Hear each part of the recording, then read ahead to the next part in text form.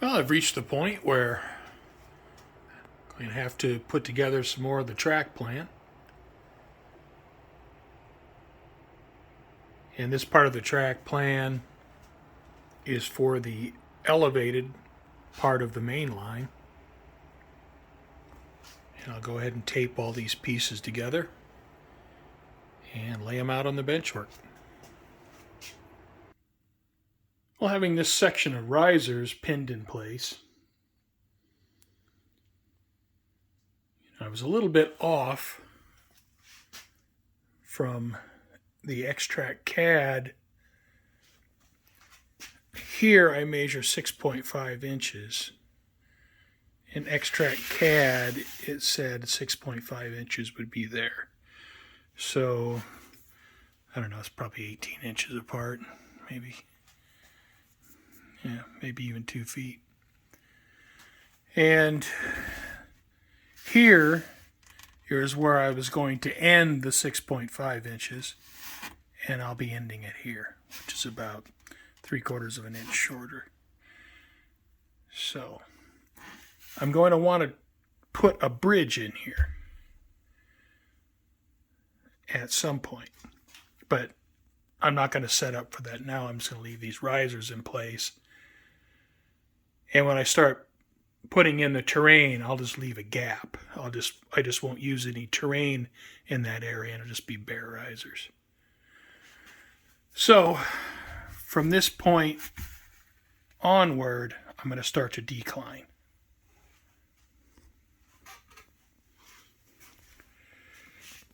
And so you can kind of see how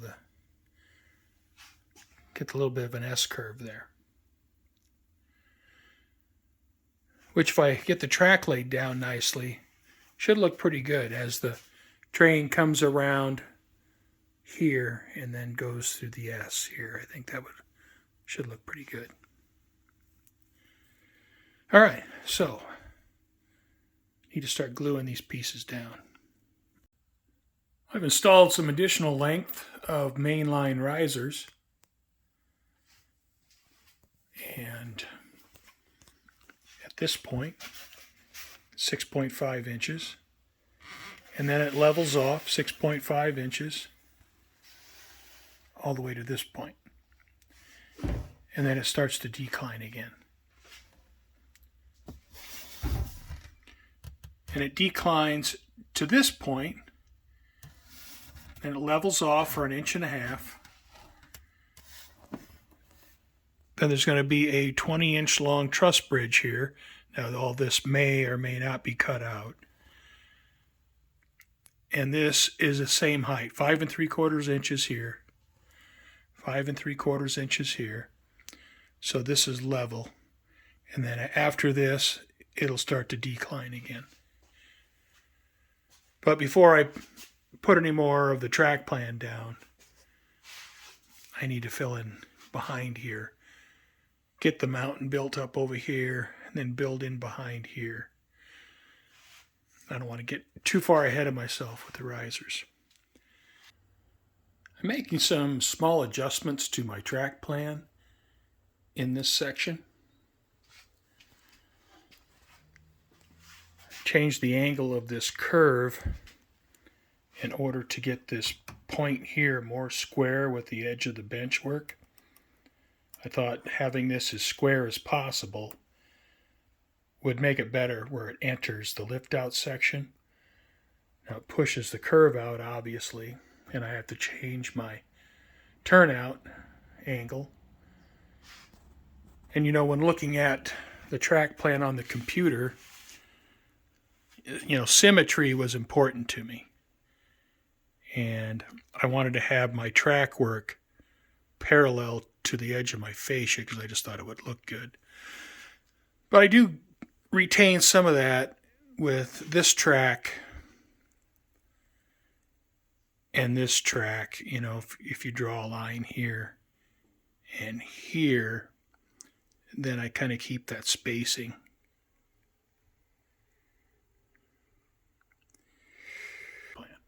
Now I'm coming back, when I get back into here, now I'm getting back into the original track plan again. So it's just this section right here that I'm modifying just a little bit. I have the roadbed marked out, and hopefully I can distinguish what line is what down here. It's kind of a jumble.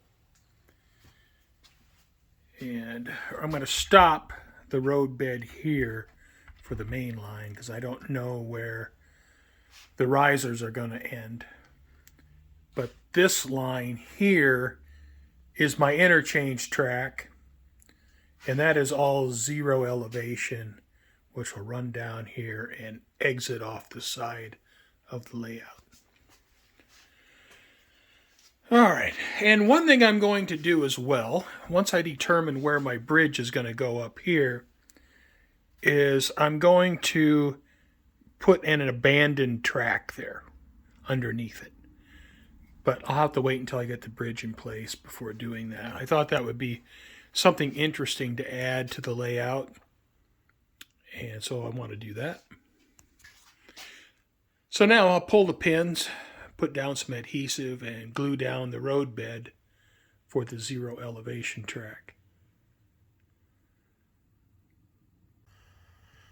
Well, I have my roadbed glued down overnight, so I'm going to go ahead and pull the pins out.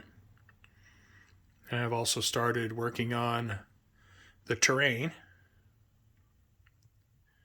I got the shelf built in the corner, the shelf built here, so I'll start building up foam. Well, this is my new mountain.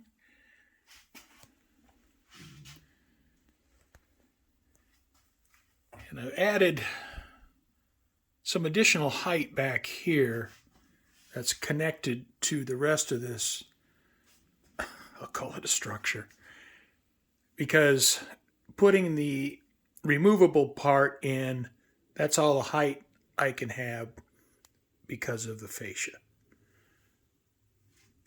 So let me put in the removable part and I'll see what we have.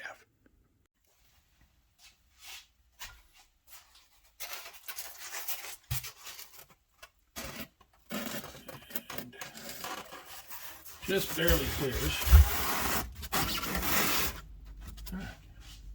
So the removable piece is in. And I'll have to do a bunch of carving here. And I might have to add a few more blocks here. So I'll do that. I think I need to add a couple blocks here and here. And then I'll be ready to start carving this mountainside. I have the mountain shaped using my soldering gun and the copper wire. And it doesn't look too bad.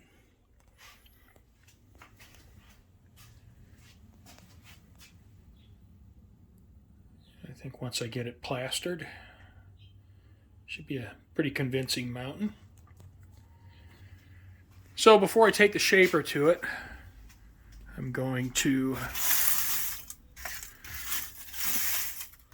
build up this section of the mountain. Haven't quite decided what I'm going to do here, but I think I'm going to start putting in foam pieces here and build this out. And I'll get that done before I take the shaper to it. Well, I have all my foam blocks in place for this slope of the mountain. And I'll get my soldering gun with the copper wire and get in there and carve it up. You might be able to maybe imagine another canyon in here, and the bridge I want to build that'll span that gap. And then, as I mentioned earlier, an abandoned track that would go up through here. So, still have to build up the corner, and I need to do that. And once that's done, and with all the foreground terrain, then I can start thinking about applying some plaster cloth. Well, I've taken the soldering gun with the copper wire to the lower part of the mountain. Have the shape roughed in. Still need to take the shaper to it, smooth some of the edges off. Now, since I don't know where my bridge is going to start or end, I haven't finished the end here. So when I plaster this, this last little bit I'll leave in foam in case I need to continue it on. Obviously, I still need to fill that in even if I decide to stop here. Well, I have the corner mountain all stacked up like children's blocks. It is my tallest one, just about to the top of the valance. So I'll let the glue dry for 15-20 minutes, and then I'll take my soldering gun with the copper loop and get in there and carve it up. Well, I have the corner mountain built. It's been carved with the soldering gun and the copper wire. I haven't taken the shaper to it to smooth it out. But, it's the tallest of my mountains. It's almost up to the top of the valance. And I think you could see my new canyon here. And like I was saying earlier, there's a bridge that goes across here. And there will also be a bridge that goes across here. And there'll be another mountain on this side. So actually there'll be two canyons here. So next thing is I'll take the shaper, smooth it out, and then I'll get plaster on both these mountains. I am not going to plaster the Woodland Scenics risers in this area because I need to put the bridge in there. I don't know how long that's going to be. I will plaster the risers by sub-roadbed here, actually back to where I left off before here, up to the end, and then I'll also plaster where the mountain is, the sub-roadbed. Well, I'm ready to start plastering the mountains. This one and this one. Have my pan of water. Cut up 2 rolls of plaster cloth. So start up there, work my way down. And over on this side, I'll pull the removable section out and then plaster the rest of the mountain. And then once that plaster dries, I'll plaster the removable part. Well, this is kind of a long process, plastering. Of course, I don't have to do it all at once, but it seems like once I get started, I want to get it finished. So, get started.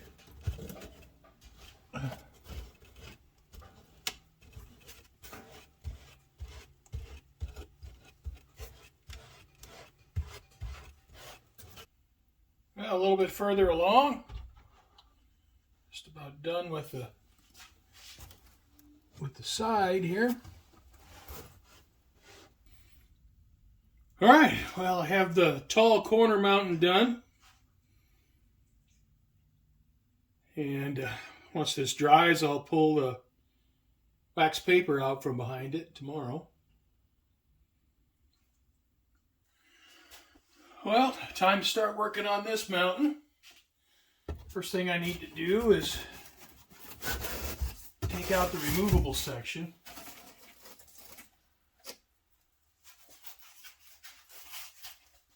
And so now I'll plaster all the rest of this. And then once this is all plastered, I can apply some wax paper to this, put the removable section in, and then plaster the removable section. All right, like the last mountain, start at the top.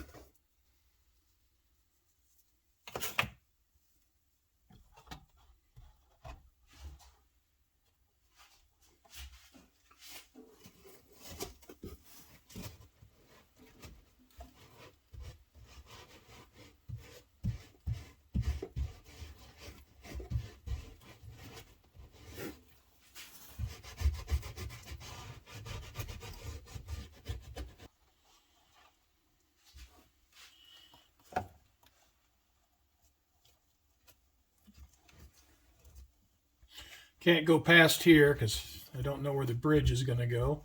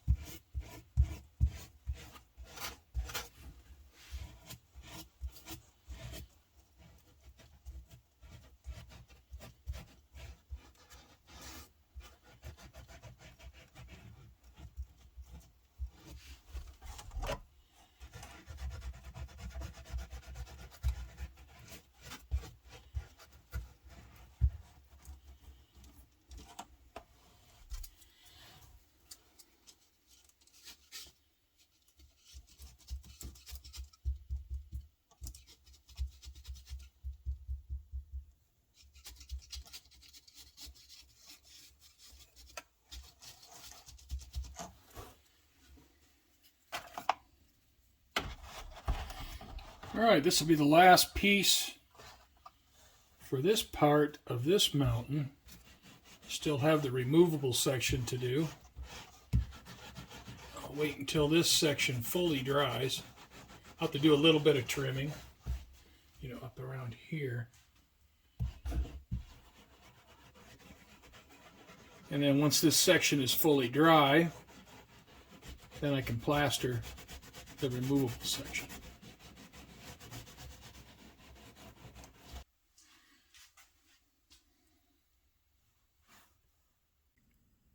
I have the removable section back in place.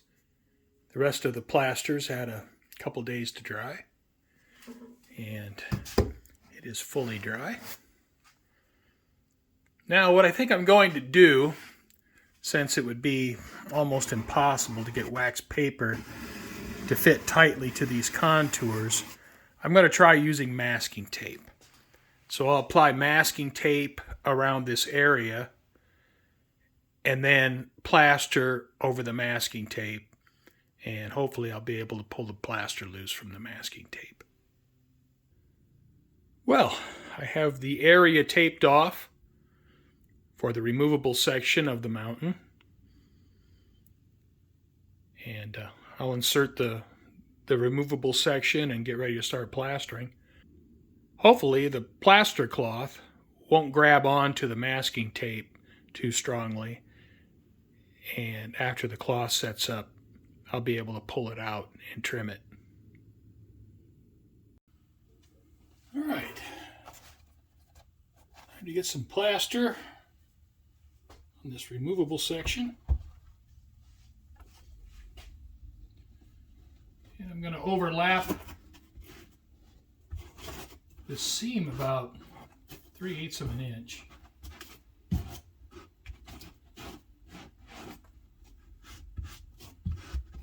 Hope this plaster cloth doesn't stick to the tape too strongly.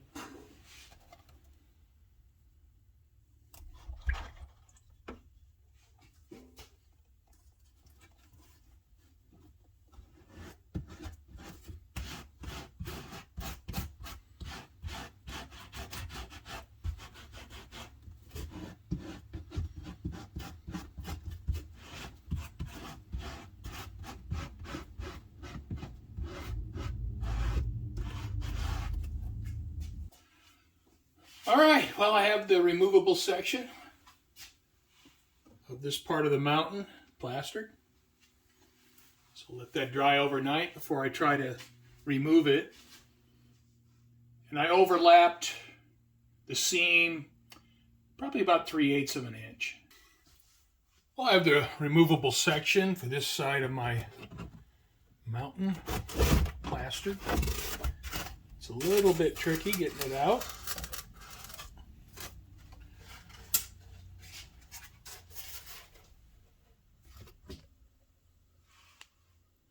And now I have access to the track.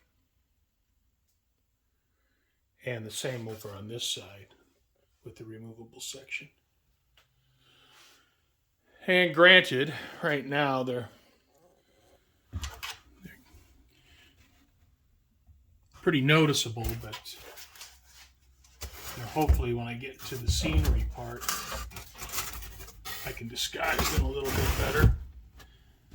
It just slides in place.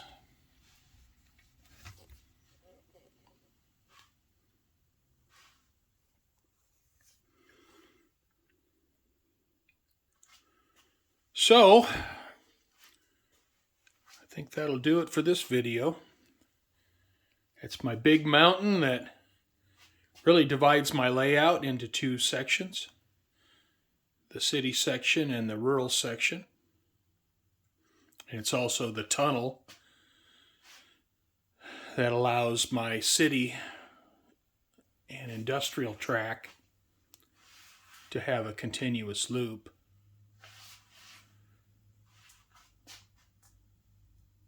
I think I'm going to focus on the terrain for a bit. And then once I get further along with the terrain, then I'll work on the track. Well, thank you for watching. And I hope you join me next time.